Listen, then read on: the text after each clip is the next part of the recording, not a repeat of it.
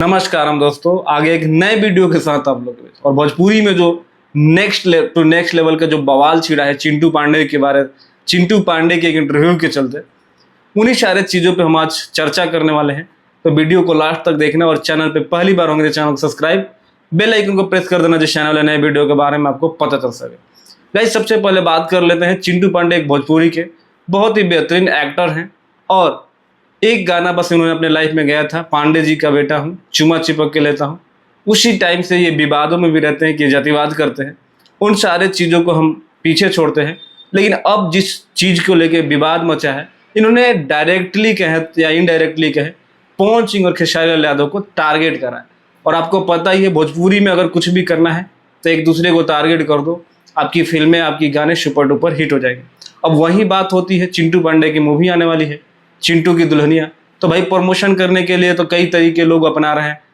बड़े बड़े लोग जो है बॉलीवुड के हैं वो कपिल के कॉमेडी पे जाते हैं, साउथ वाले इवेंट रखते हैं और उस इवेंट में जाके मीडिया होती है, पीआर टीम होती है, सोशल मीडिया के थ्रू, रील के थ्रू शेयर करते हैं।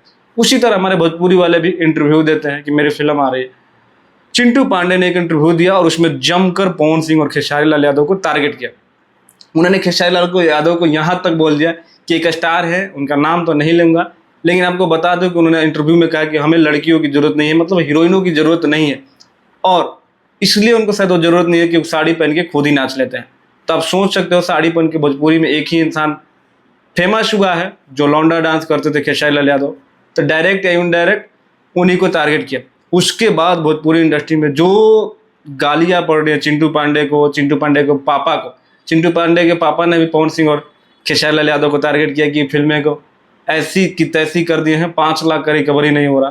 तो आपको बता दें कि ऐसा नहीं बोलना चाहिए, क्योंकि अभी सूर्यवंशम मूवी जो आई है लास्ट 4 हफ्ते से ब्लॉकबस्टर हिट और हाउसफुल चल रही है और लग रहा है कि दशहरा तक ये मूवी चलेगी, मतलब 60-70 दिन तक लगता है ये सिनेमा हॉल में मूवी चलने वाली है।